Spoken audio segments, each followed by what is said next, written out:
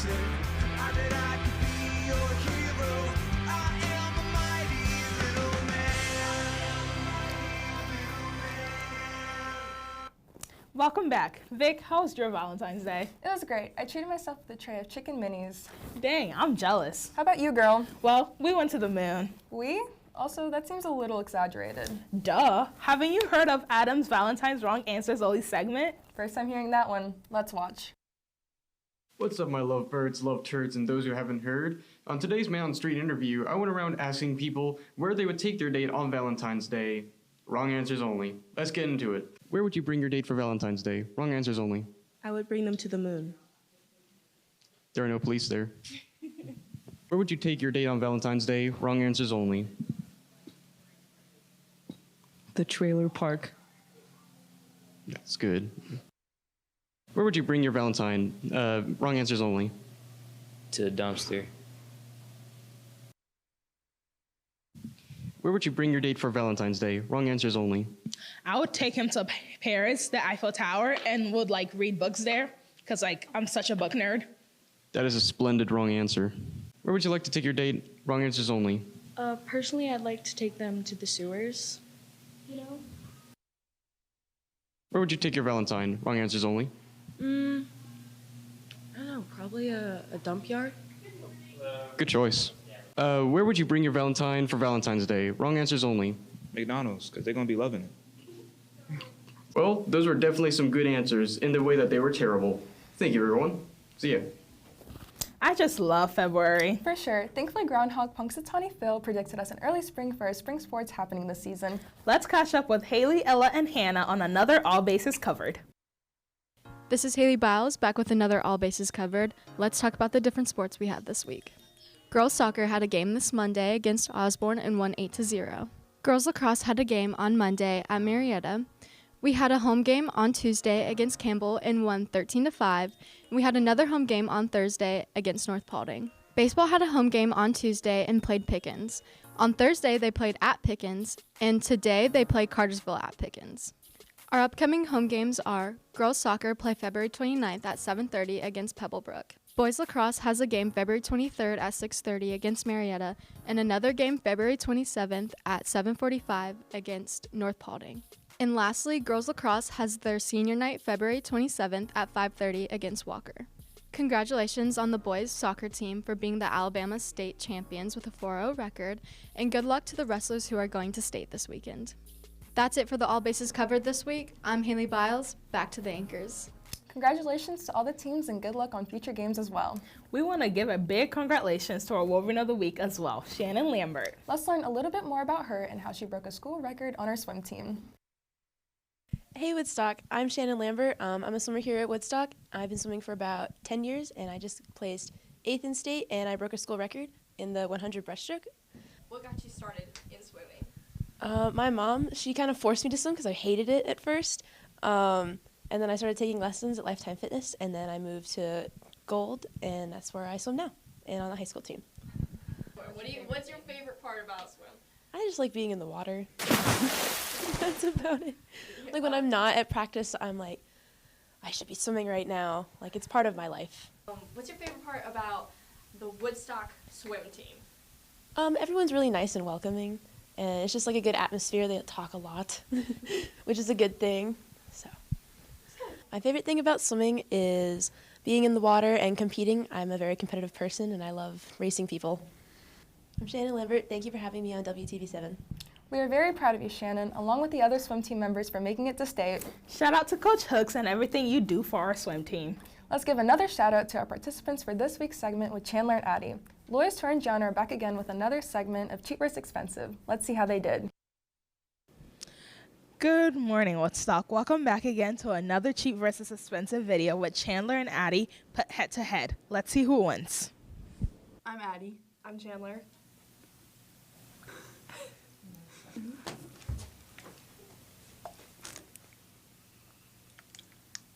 Okay, switch. Oh.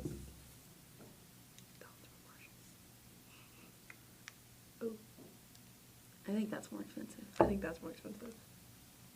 Chandler was right.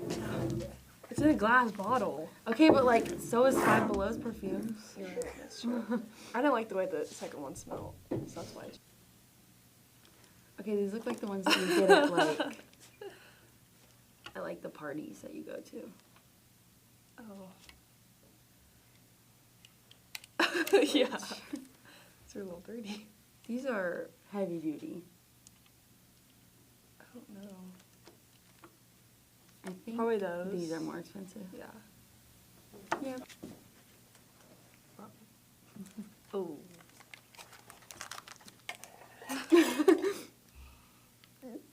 Oh god. Okay.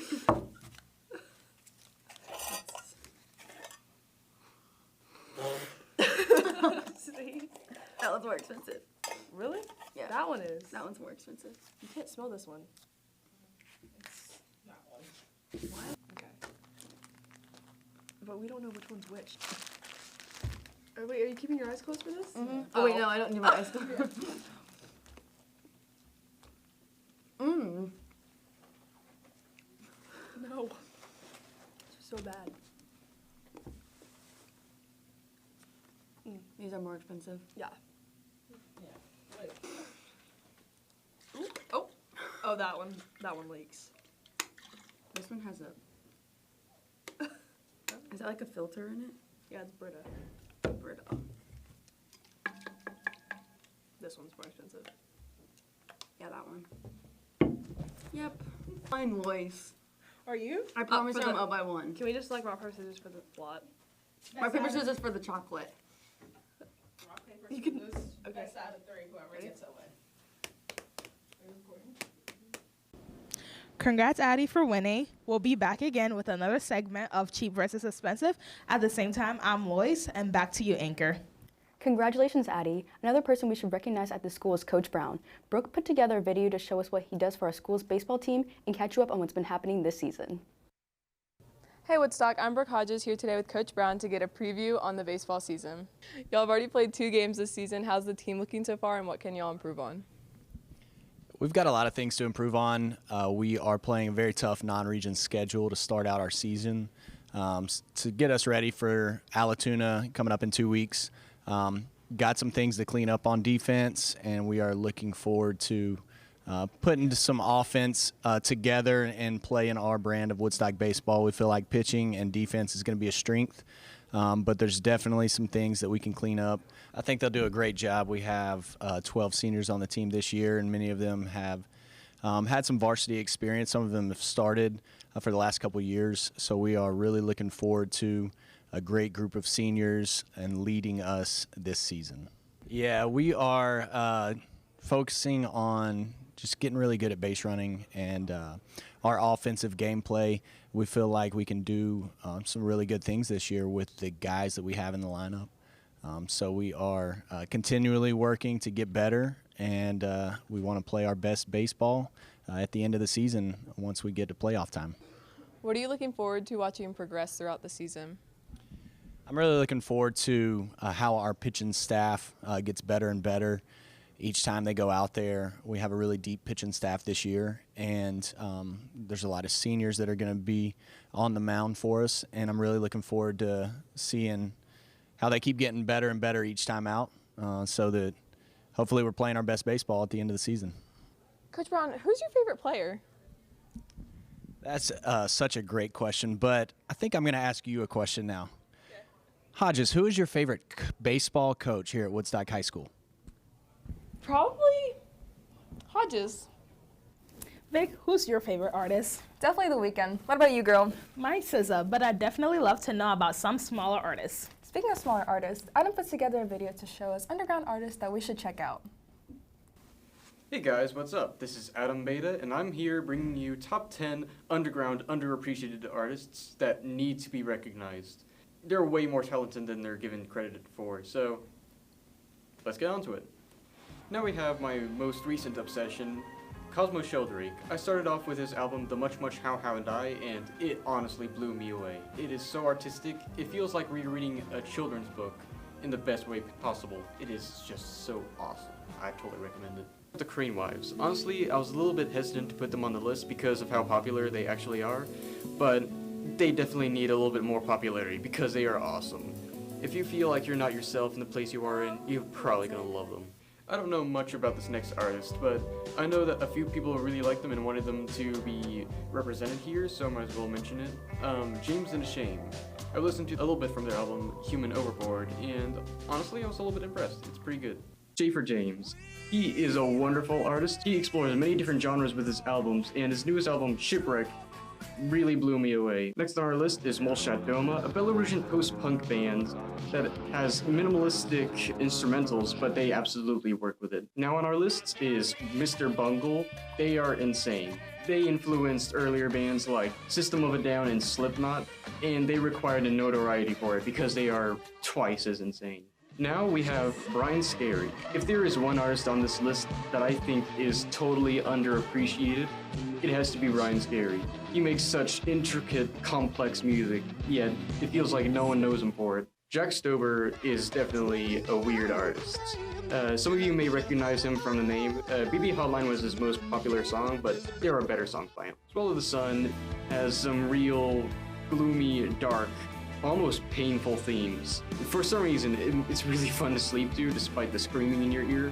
Really, I would suggest it. Last on this list are the Correspondents. The Correspondents are an electronic duo who made some very, very catchy music back in the day. I would totally recommend listening to them. Alright, that was my top 10 list of artists who are underappreciated and underground in our time. I encourage you more than anything to check them out. They are so good, and they require so much more popularity than they actually have. And yeah, see ya. I'm gonna go find my body. Au revoir.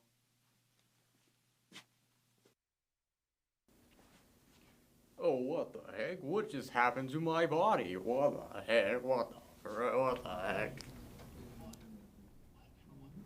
I know I'll definitely be checking them out. You know, another thing we should look out for is the upcoming Mexican holiday called Flag Day. That's right. Our very own Noe put together a video to let you all know about Flag Day and how important it is. Morning, Woodstock. So next Saturday is Dia de la Bandera in Mexico, and today I'm going to be covering all the information that you need to know about what we do and why it's celebrated. So let's get started.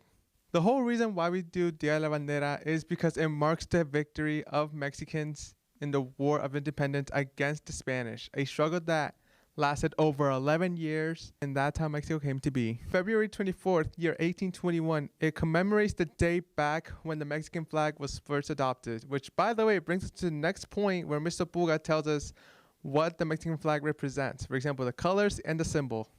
Let's get to them. So green stands for the hope and independence that Mexicans had after their independence from Spain. White, the second color, it stands for unity and also for the Roman Catholic faith. And then red stands for the blood of the heroes during that revolution against Spain. Now, the symbol in the middle of the flag is an eagle eating a serpent on top of a nopal cactus, which stands for the legend that the Aztecs, known as the Nahual, were told from a prophecy that when they found a serpent being eaten by an eagle standing on a cactus, which was growing from a pile of rocks in which water was coming out, that is where they would found their new civilization. So, fun extra fact, there were 2 times where the Mexican country was actually considered an empire, and in these times, they also had a crown on top of the eagle in the symbol of the flag. And that is the whole reason why we celebrate Dia de la Bandera. With all that being said, back to the anchors. I've learned a lot from this video, and I hope you did too, Lois. Yes, I did. You know, Vic, Friday means another time for... Girl, for what? Dad joke. Let's hear the dad joke for today. Hello, Woodstock. I got another dad joke for this week, and I will say, this dad joke is a doozy. So you gotta sit down and make sure you are ready. All right. Where do you go when you have a peekaboo accident? Peekaboo accident. Peekaboo accident.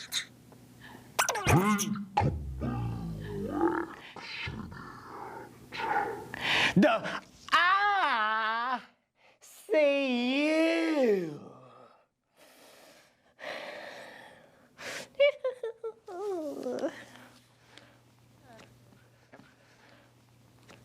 Am I hidden? Am I gone? Am I out of the shot? Maybe. You sure? Action. Thank you, Dad. Yeah! Thank you, Quentin, for that. And with that, I believe our broadcast comes to an end.